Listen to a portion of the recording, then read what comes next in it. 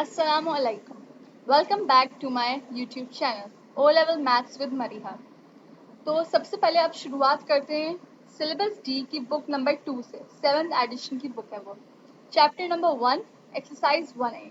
Chapter का नाम क्या है आप सबको स्क्रीन पे शो हो रहा होगा, डायरेक्ट एंड इनवर्स प्रोपोर्शन। तो फिर शुरू करते हैं। यहाँ पे आप सबको दिख रहा होगा चैप्टर नंबर 1 और उसकी कंटेंट्स। फिर सबसे पहले मैं बताती चलूँ कि डायरेक्ट प्रोपोर्शन होता क्या है। कॉन्सेप्ट क्लियर हो जाएगा तो ज़्यादा आसानी हो जाएगी। अब डायरेक्ट प्रोपोर्शन होता क्या है कि अगर एक चीज़ बढ़ेगी तो दूसरी चीज़ ऑटोमेटिकली बढ़ेगी। मतलब अगर मैथमेटिक्स में सोचें, इसको देखें तो एक वेरिएबल बढ़े तो दूसरा वेरिएबल ऑटोमेटिकली खुद ब खुद बढ़ेगा। डायरेक्टली रिलेटेड होते हैं। प्रोपोर्शनल इसलिए कि वो सेम प्रोपोर्शन में बढ़ते हैं। जैसे यहाँ स्क्रीन पे लिखा हुआ है y1 upon x1 is equals to y2 upon x2। फिर नेक्स्ट आप नीचे देख सकते हैं यहाँ पे जैसे y upon x equals to k। k क्या है हमारा? k एक कांस्टेंट है हमारा जो जीरो नहीं हो सकता। इसको अगर रीअरेंज करें इस इक्वेशन को तो k और x मल्टीप्लाई होके y is equals to kx बन जाएंगे। ये एक स्टैंडर्ड इक्वेशन होती है जो हर डायरेक्ट प्रोपोर्शन के लिए इस्तेमाल हो सकती है। वेरिएबल्स इसमें चेंज हो सकते हैं। y जो है z हो सकता है, x जो है m हो सकता है, कुछ भी हो सकता है। डायरेक्ट प्रोपोर्शन को सॉल्व करने के क्वेश्चंस के लिए यूनिटरी मेथड होता है, प्रोपोर्शन मेथड होता है। चलिए शुरू करते हैं चैप्टर 1 की एक्सरसाइज 1.1 या फिर 1A। Question number 1, 108 identical books have a mass of 30 kg. Find the mass of 150 such books. Part 2, the number of such books that have a mass of 20 kg. तो सबसे पहले इसका डेटा बनाएं। Books कितनी हमारे पास 108 है। मास क्या है हर बुक का? 30 kg है। मतलब अगर हम इसको यूनिटरी मेथड से सॉल्व करें तो एक बुक का मास क्या हुआ? 30 kg डिवाइड बाय 108। एक बुक का निकालना है, कितना निकला? 0.2778 kg। अब हमें मास ऑफ 150 बुक्स निकालना है, जैसा कि इसमें लिखा हुआ था, मास ऑफ 150 सच बुक्स। तो कितना निकलेगा? एक बुक का हमें मास पता है 0.2778 और जितनी बुक्स का हमें निकालना है, कितनी बुक्स है? 150। 150 मल्टीप्लाइड बाय 0.2778 वो आपको मिलेगा 41.67 kg। Moving on to question number part 2, question number 1। इसमें भी सेम डेटा है। इसमें फाइंड आउट क्या करना है? हमें फाइंड ये करना है the number of such books that have a mass of 20 kg। तो क्या है नंबर ऑफ सच बुक्स? कितनी बुक्स है जिनका मास 20 kg होगा? एक बुक का मास हमें पता है, पहली वाले की वर्किंग से आ गया था, वो था 0.2778 kg। कितनी बुक्स है जिनका टोटल मास 20 kg होगा? मतलब कि नंबर ऑफ बुक्स हमारे पास अननोन है, उसको हमने फर्स्ट कर लिया x। तो 0.2778 multiplied by x equals to 20। Rearrange करेंगे x निकालने के लिए तो 20 से डिवाइड करेंगे 0.2778। 20 अपॉन 0.2778 वैल्यू x देगा। x की वैल्यू क्या है डिवाइड करने पे? 72 books. Moving on to question number 3. If x is directly proportional to y and x equals to 4.5 when y equals to 3, find an equation connecting x and y. Part 2. The value of x when y is equals to 6. The value of y when x equals to 12. Part 1 solve करते हैं। हमें ये पता चल गया कि y, x और y जो है डायरेक्टली प्रोपोर्शनल है। फिर x की वैल्यू हमें दी हुई है 4.5 और y की वैल्यू दी हुई 3। इससे हम क्या निकालेंगे? हमें पता है कि जो एक हमारा कांस्टेंट है और y इक्वल्स टू k हमारी स्टैंडर्ड इक्वेशन है डायरेक्ट प्रोपोर्शन के लिए। इससे हमें वेरिएबल चेंज करने की जरूरत भी नहीं है, ये इन्होंने बोल दिया ऑलरेडी कि y और x जो है डायरेक्टली प्रोपोर्शनल है। हमारे पास आ गया y की वैल्यू 3 थी, x की वैल्यू 4.5 थी, k की वैल्यू हमारे पास आई डिवाइड करने पे 0.6667। तो हम इक्वेशन किस तरह लिखेंगे? y इक्वल्स टू k की वैल्यू 0.6667 और x तो ऐसे ही रहेगा। फिर part 2, the value of x when y equals to 6। y equals to 6 है, y इक्वल्स टू 0.667, x जो हमें पता है, हम इक्वेशन निकाल चुके हैं, 6 से डिवाइड करेंगे आंसर आ जाएगा 9। पार्ट 3, हमारे पास क्या था, the value of y when x equals to 12। x 12 है, डेटा हमारे पास मिल गया, इक्वेशन वही रही, उसमें 12 मल्टीप्लाई कर दिया x की वैल्यू, आंसर आया 8.0004। Moving on to question number 5. Find the cost of 10 kg of tea leaves when 3 kg of tea leaves cost $80. Part 1. Data इसमें क्या है हमें पता चल गया, cost of 3 kg tea leaves कितनी थी, $80। हमें 10 kg टी लीव्स की निकालनी है, 1 kg की निकालेंगे यूनिटरी मेथड से। अगर $18 की 3 kg है, 3 kg के $18 है, तो 1 kg कितनी हुई, डिवाइड कर देंगे, हमारे पास $6 आ गया 1 kg का। हमें 10 kg की निकालनी है, तो 6 मल्टीप्लाइड बाय 10 हो जाएगा, $60 हो जाएगा हमारे पास। इसी तरह इसका part 2, A kg of sugar when B kg of sugar costs $C। मतलब अब इसमें वेरिएबल्स के बारे में बात है, इसमें ना वैल्यू है, नंबर्स भी नहीं है, कुछ भी नहीं है। मतलब क्या, 1 kg शुगर की कॉस्ट क्या है, हमने कहा था $C है अपॉन B kg। तो इस तरह कॉस्ट ऑफ A kg क्या हुआ, A multiplied by C upon B, तो ये आपको मिल जाएगा AC upon B। If question number 7 की तरफ अगर हम चलें तो, if z is directly proportional to x and z equals to 12 when x equals to 3, find the value of x when z equals to 8। अब इसमें बताती चलूं, z is directly proportional to x का मतलब क्या है, z equals to kx। हमारे पास standard equation थी y equals to kx, y की जगह हमने z लिखा, क्यों, क्योंकि z डायरेक्टली प्रोपोर्शनल हो रहा है। इस स्टेटमेंट को अगर हम पढ़ेंगे तो हम किस तरह पढ़ेंगे, y is directly proportional to x, और इसी को इस तरह पढ़ेंगे, यही जुमला आएगा, z is directly proportional to x, मतलब y की जगह z का वेरिएबल आ गया। वर्किंग करेंगे, हमारे k निकालना है, z की वैल्यू हमें दी हुई है, x की वैल्यू हमें दी हुई है, z की वैल्यू 12 है, 12 equals to k multiplied by x की वैल्यू हमें दी हुई है 3। तो क्या हो गया, रीअरेंज करेंगे अगर इक्वेशन को, तो 3 जो है डिवाइड हो जाएगा 12 से, k क्या आएगा 4।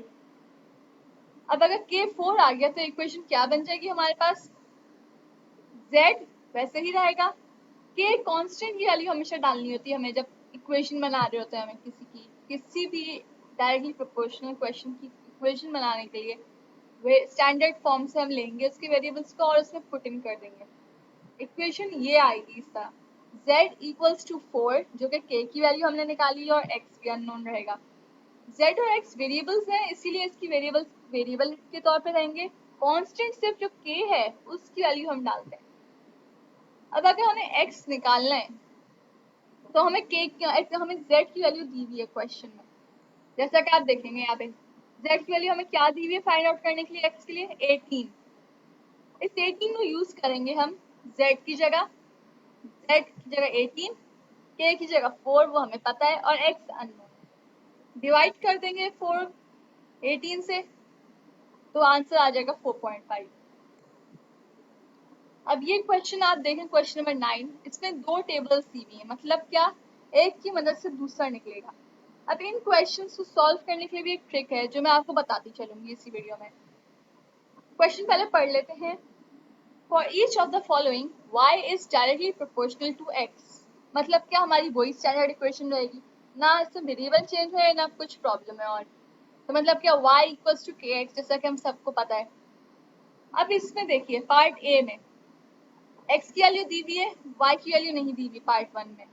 पार्ट 2 में अगर हम देखें 20 दी हुई है x की वैल्यू, लेकिन y की वैल्यू नहीं पता। थर्ड पार्ट में हम देखें तो 26 x की वैल्यू दी हुई है और y की भी हमें 6 दी हुई है, मतलब क्या, हमें k निकालना है, हम सबको भी पता चल गया y इक्वल्स टू kx। तो k निकालने के लिए हमें हमारे पास x भी होना चाहिए और y भी होना चाहिए।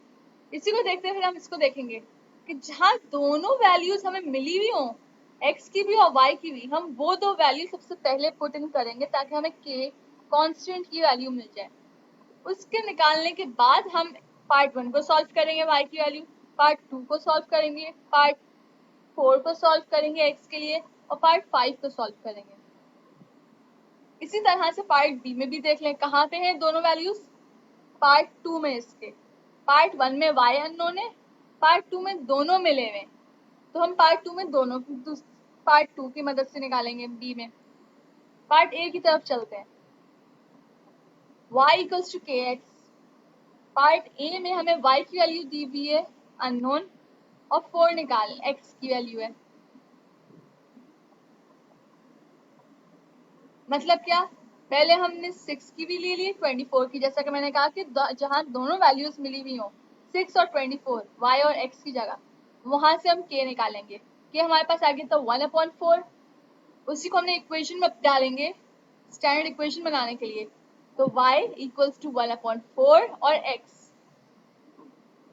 अब हमारे पास ये इक्वेशन आ गई। इस इक्वेशन यूज करते हुए हम पूरा क्वेश्चन निकाल लेंगे, पूरे क्वेश्चन के आंसर।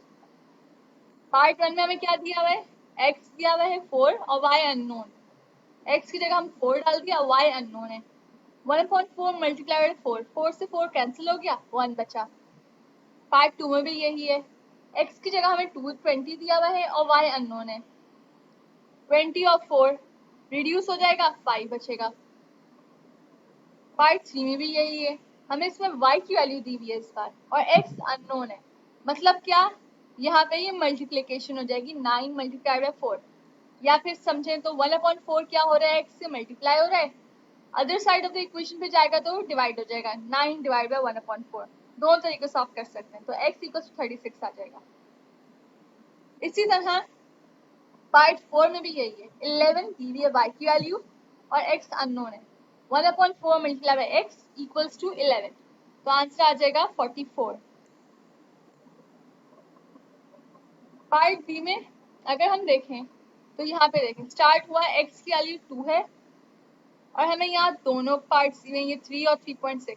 सबसे पहले हम क्या करेंगे, 3 और 3.6 की मदद से हम k की वैल्यू निकालेंगे। जैसे यहाँ हो रहा है 3.6 y की दी हुई है, x की वैल्यू 3 दी हुई है, तो हम क्या करेंगे, x की डिवाइड करेंगे y से। 3.6 डिवाइड बाय 3 क्या आएगा आंसर k की, 1.2।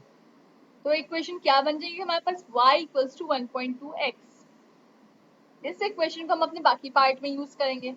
पार्ट 1 जैसा कि मैंने कहा था, x की वैल्यू उसमें 2 दी हुई है पार्ट 1 में और y अननोन है, 1.2 मल्टीप्लाई बाय 2 कर दी। फिर इसी तरह पार्ट 2 में हमें क्या दिया हुआ है, 5.5 दी हुई है वैल्यू x की, तो 5.5 मल्टीप्लाई 1.2 क्या आया आंसर, 6.6। पार्ट 3 में हमें y की वैल्यू दी हुई है और x अननोन है हमारे पास, तो हमारे पास क्या होगा, 9.6 दिया हुआ है, 1.2 हमारे पास ऑलरेडी है, कांस्टेंट निकाल लिया था हमने, डिवाइड कर देंगे 9.6 को 1.2 से, x आ गया 8। पार्ट 4 में क्या होगा, 11.4 है y की वैल्यू और 1.2 जो है कांस्टेंट है, x हमें निकालना है, डिवाइड कर देंगे, आंसर आ जाएगा 9.5। क्वेश्चन नंबर 11 की तरफ चलते हैं। If z is directly proportional to y and z equals to 48 when y equals to 6, find an equation connecting y and z। मतलब क्या, जिस तरह हमने अभी तक किया था, इक्वेशन निकाली थी क्वेश्चन की, वही करना है हमें वापस। पार्ट 2 नया है, draw the graph of z against y। मतलब क्या, अब तो ग्राफ पे आ गया इसमें। Part 1 z and y are directly proportional. हमने क्या कहा था, y इक्वल्स टू kx, इसमें z और y है, तो y की जगह z लिख दिया हमने उस जगह पे, और x की जगह पे जहाँ लिखते थे वहां y लिख दिया, क्योंकि y आना है यहाँ पे। फिर हमें क्या दिया हुआ है, 48 भी दिया हुआ है z की वैल्यू और y की वैल्यू भी 6 दी गई थी, हमें k निकालना था। क्या हमारे पास आ गया, 48 डिवाइड बाय 6 कर देंगे हम, 8 आ गया। इसकी इक्वेशन किस तरह बन जाएगी, यही same, z equals to k की जगह 8 आ गया और y as it is. Equation हमारे पास बन गई z इक्वल्स टू 8y।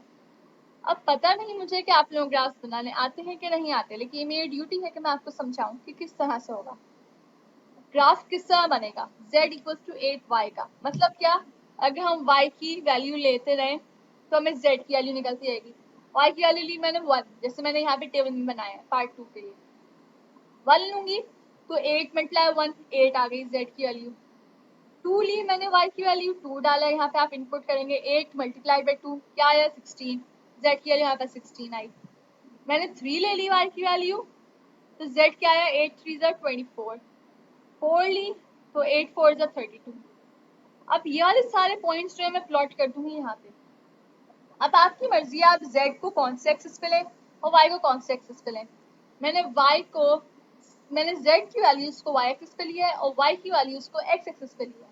मतलब क्या 1 2 3 4 मैंने यहाँ रख दिया इक्वल डिस्टेंस से, और मैंने 32 तक अपने पास ग्राफ यहाँ तक बना लिया वर्टिकल एक्सिस पे y पे। इसके हिसाब से मैं पॉइंट्स लगाती होंगी 1 और 8, 2 और 16, 3 और 24, 4 और 32। ये 4 पॉइंट्स मैंने बनाए और मैंने लाइन स्ट्रेट ड्रॉ कर वैल्यू से हमारी ग्राफ बन गया। अब question number 13, the pressure T pascals of a gas in a container is directly proportional to its temperature T Kelvin. When T equals to 10 and T is equals to 25, part 1, find an equation connecting T and T। मतलब क्या, वापस से हमें equation बनानी है। Find value of P when T equals to 24, मतलब क्या हमारे पास K की वैल्यू आ जाएगी पहले पार्ट में, उसके जरिए से हम T की वैल्यू निकाल लेंगे।